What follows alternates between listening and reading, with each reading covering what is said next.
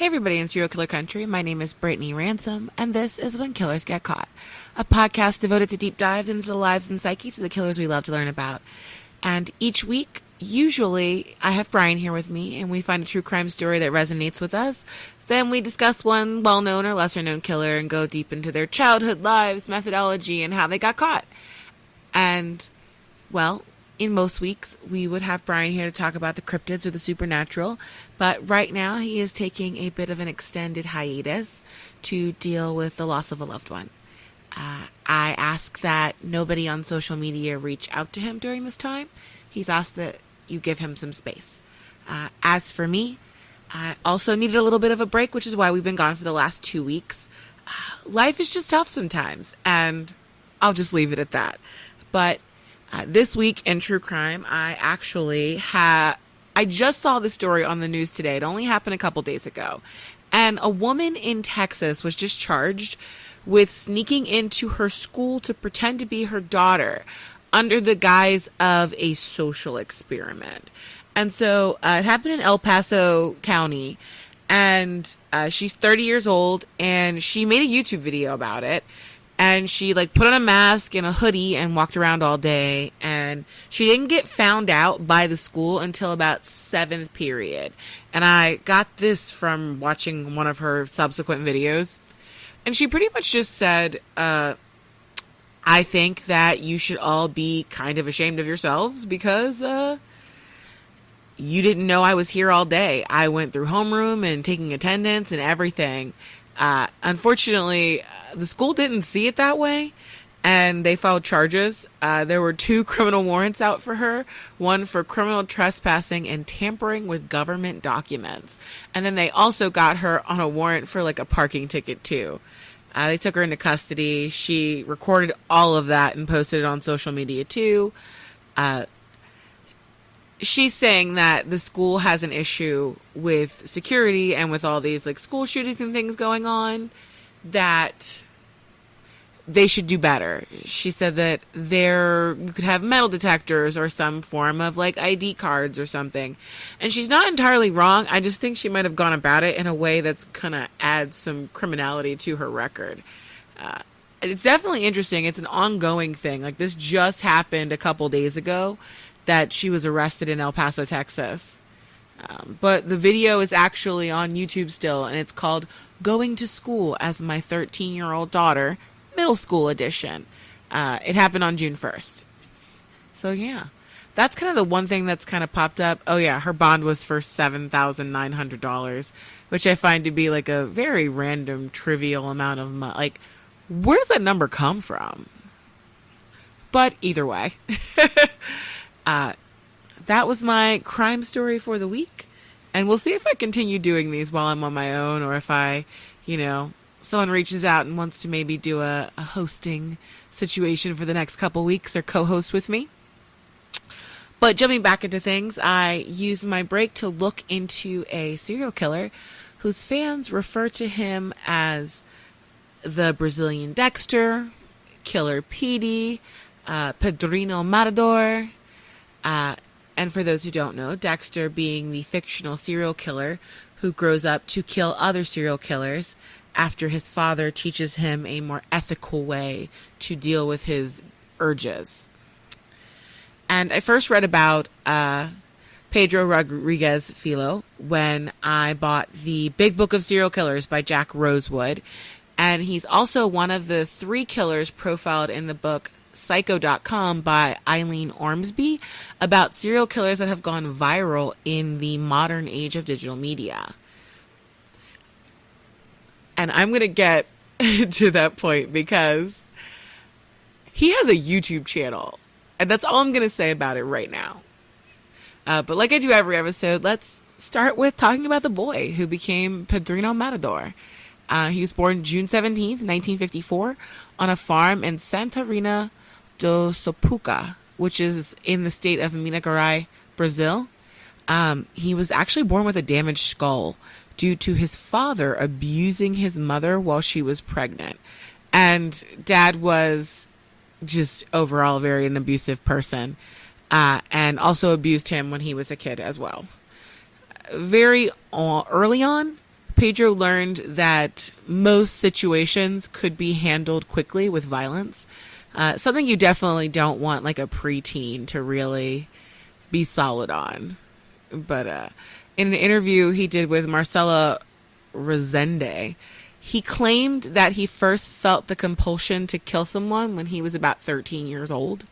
And he tried to kill his older cousin by pushing him into a sugarcane press on the family farm. The cousin did not die, and there hasn't been any way to really substantiate these claims that he makes in some of these interviews. I'm going to be referencing a lot of them today.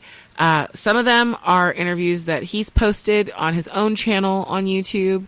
I tried to get as many as I could, essentially, transcripts in English, but I didn't get to watch all of them. But there's not a lot of ways to substantiate some of these claims of things that happen. Because, as we know, like, serial killers like to make themselves seem more important than they are. So who knows? Maybe he's being really honest. Maybe he's not. However, what we do know and can verify is that in 1968, when he was 14 years old, that's when he first killed somebody. And the story's a little bit wild.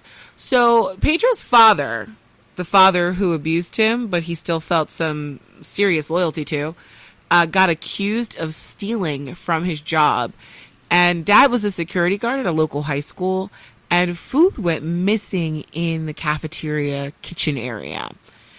His father lost his job over this, and Pedro was just kind of full of this fury about the situation.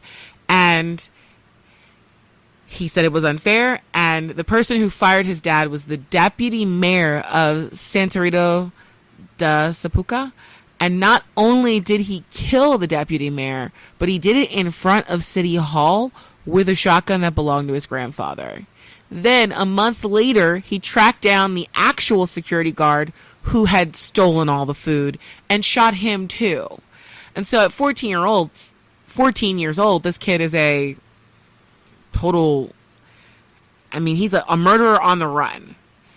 And so he ends up down in an area called Maga de Cruces in Greater Sao Paulo. And he's just down there trying to avoid the police. He does find a nice place to hang out and discovers that the local drug dealers are kind of annoying to him. So he kills them.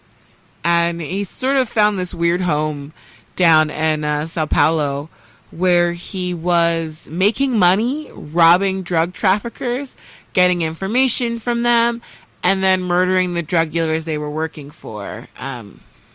He set up shop there, and he met a woman named Maria Olympia. And the two even got engaged. They were going to have a baby. He called her Bettina.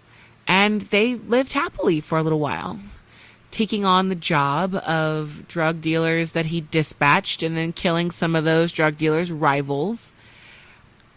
I don't think it's that. I think anyone listening probably understands that these kind of lifestyles are just not sustainable.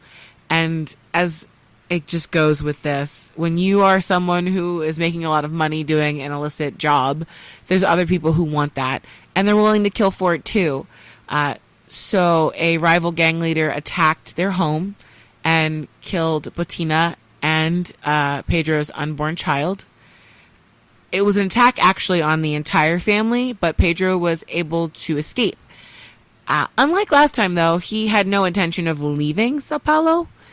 Instead, he began recruiting soldiers for his own little army. And he set up a new business. He was hell-bent on revenge.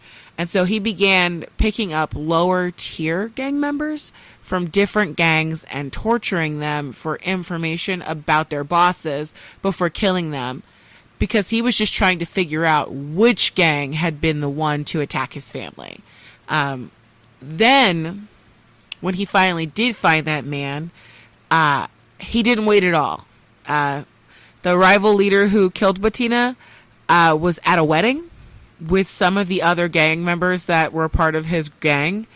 And Pedro and his group opened fire on the wedding, not only killing that gang leader, but 7 more of the gang members and wounding 16 others. as punishment. They were all listed as being part of the gang or gang affiliates, but I kind of wonder if that's him discussing, like him saying like, oh, you're the wife of a gang member, whatever, you're affiliated. I couldn't find any clear distinction on that event because most of the reporting about Pedro Filho is that from when he really got busy killing people in jail. So I think that's an interesting thought process, but it just said that there were 16 other wounded people and that it's assumed that they were also gang members or gang affiliated. Now, I just listed all of these, right? We're talking about deputy mayor, security guard, 6 or 7 gang members, the man who killed his fiance, 7 wedding guests. So Pedro isn't even 18 years old, and he has killed 15 people. He continues to live in Sao Paulo, unbothered for a little bit, maybe like a year or so. And then in 1973, he's 19 years old, and he gets word that his mother has been murdered. And the person who did it is his father. And that his father killed his mother with a machete, and he was back in jail. He was in jail back in Santa Rita. So according to that interview with Marcelo Rezende, Pedro says he went to visit his father in the city jail, and he hid a machete on him, and he stabbed his father 22 times, ripped out his heart, bit off a piece of it, and spit it in his face. Because of that situation, when I spent my time researching Pedro, he comes up as a sometimes cannibal. And I saw some people say that he ate a piece of his heart, but in several different books that I was reading through, it seems like he didn't actually eat the heart. So he's just a murderer, not a cannibal. Good thing to think about. The police couldn't catch him. And this kind of was the benchmark of him avenging the pain of others. And he really started fixating on murdering criminals after this. He started, like, whenever he would see crimes on the news or in papers, he would then look that person up. And it's really important to give some context here. Brazil has a issue with homicides, just like America does. But the situation is that only 40% of murders in America don't go solved. Or actually, no, I think it's backwards. 60% don't go solved in America, but 10% go unsolved in Brazil. So there are a lot of people who get charged for crimes, or, you know, they manage to get off, or they never get caught. And so when Pedro saw these things in the paper or the news, he decided he was going to take it into his own hands. And so he would search, like, their names and find out their addresses, and then he would stop by for a visit. Some of the people he killed during this time period before he would actually get officially arrested were the adult man who impregnated his teen cousin. He shot that man with a shotgun. His preferred method of killing was blades, but if he was feeling particularly spicy, he would use the method that the criminal had used to then torture and kill that person. Kind of like a bit of horrific karma just before they died. Several different Portuguese newspapers confirmed that there were an additional 11 killings of unnamed people before he would get arrested on May 24th, 1973. Then from 73 to 2003 is when things really kind of heated up. He started targeting other murderers and people within this prison system. He killed Francisco de Assisi Pereira, who was a serial killer and a rapist. He attacked João Acácio da Costa, who was a serial killer and robber, and nearly bludgeoned that man to death, but da Costa survived. Police reported that there was even a time that they were transporting Pedro with another prisoner, and both of the men were, like, handcuffed to, like, the chairs, as you do in these sort of vehicles. And when they got to the next location, they opened the back of the van, and the other man was dead. And Pedro simply told them, like, he was a rapist, so I killed him. He attempted to kill Hasmani Ramos, who was a bank robber and murderer, but he got stopped by the guards. He decapitated another inmate. He killed 2 of his cellmates, and those didn't really fit his pattern of attack because those were men who severely annoyed him. Another story that I read in a paper, he got jumped by 5 other inmates, and he killed 3 of those men, and 2 of them ran away. In total, there are 40 more people he killed while he was in prison. He killed more people while he was in prison than before he got there. And so his original sentencing when he went into jail in 1973 was 126 years. But over the next few decades, he added another 250 years to his sentence. Pedro still claims to this day that he's killed over 100 people, but the official confirmed kill count is 71. It's interesting because part of the gig that I do for this podcast is a lot of research. And I have read easily a dozen or more different people's opinion of Pedro Filho, and some people call him a vigilante. But Ilana Kasoy, a criminology expert who wrote a book about murderers in Brazil, referred to Pedro as an avenger who killed those who he believed had harmed others. The problem with that, though, is that many of the prisoners he killed in prison hadn't actually been sentenced. Some of them were only accused. And when people did a bit of a statistical analysis of murders versus actual, convicted murderers, only 36% of Pedro Filho's victims were ever found guilty of any crimes. Like I said before, he killed 2 of his cellmates. One of them was because he said he didn't like the guy's face. So his code of ethics was very rigid, but also bizarre and a little flexible depending on how Pedro was feeling. I personally...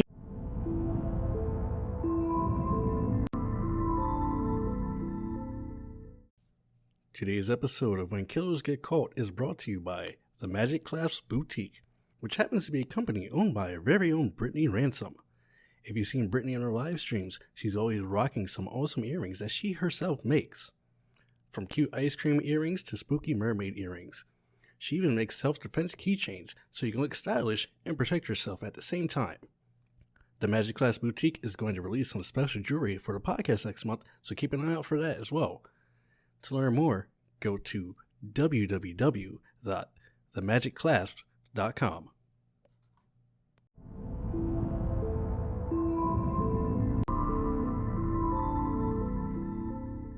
I think that he does fit the modern thought process of Dexter. Pedro had this murderous desire in him, and maybe he just found a way to rationally expel those feelings by choosing other people that were kind of like him. So I did mention to you that he's still alive, and he was given nearly 400 years in prison. But he's not in prison anymore. So in Brazil, there is a law that says that no one can spend more than life in prison. And just like in America, life in prison is about 30 years. And so the law in Brazil says that you essentially, it doesn't matter what the severity of your crime is, 30 years is the max sentence for any one crime. And so maybe this was a mistake on the part of the court system in charging him for all of his crimes before. Well, then again, See, if this was America, what they would have done is hold off for a couple of crimes, and then when he got out, charged him with the other murders so that it didn't fall under a double jeopardy clause. But regardless, it's 2003. He's hit the 30-year mark. So now there's this huge dispute over, do we release this man who is being referred to as the perfect psychopath? The problem is he got diagnosed with multiple things while he was in prison. He was diagnosed with psychopathy, but also as a sociopath. And so there was a law passed in Brazil in 1934 that anyone who was a psychopath could be detained indefinitely if you were at a treatment facility. That got repealed November 8th, 1990, but a lot of people didn't appreciate that. After a few years of them debating if Pedro was rehabilitated, they released him in 2007. He had spent 42 years in prison. More years of his adult life were spent in prison than as a free man.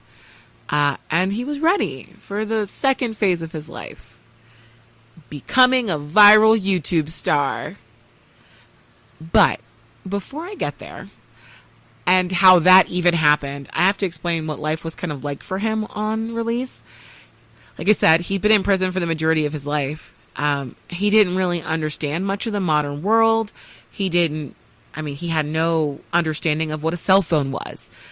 When he got out to even get home, he had to ask strangers for help to figure out the train system, the subway system. He was famous and he didn't even realize it. Loads of different media people, podcasters, other people, all beating down his door for interviews. And he could just walk somewhere and people would take his picture. That's a lot to get used to, even if you're just a civilian, and especially hard when you've been in prison and now you just want a little bit of peace. One thing that I guess is nice, though, is he did find love while he was in prison. He had been exchanging letters with a woman who was also a prisoner. She had been in prison for burglary for 12 years. And when she was released, she'd visit him. Once Pedro was released, the two of them moved in together. She has no desire to be a part of his public life, so she is only listed as a unidentified woman who he is dating. And he's expressed in several interviews all he wants now is just to try and live a good and honest life. But a lot of the citizens in Brazil feel that it's unfair that he had such a short sentence. In their opinion, what they say is that Pedro had a chance to have like an attorney. He got to go to trial. None of Pedro Filho's victims got to go to trial. They didn't get their day in court because he exercised that right. And in one of the interviews that I got transcribed, he told another podcaster in Brazil that he doesn't regret killing people who harmed other people, but he does regret being a criminal at all. So I think that's a very interesting thing to say. Like, you don't regret murdering bad people because they were bad in your eyes, but you regret ever getting involved in the criminal life at all. So that's another interesting one. There were a couple years of peace and quiet, and then he got arrested again in 2011 for participating in not one, but 6 different riots that involved him and several other people kidnapping a security guard from a prison who had been involved in illegal activities in the prison. Some of those illegal activities involved harming prisoners.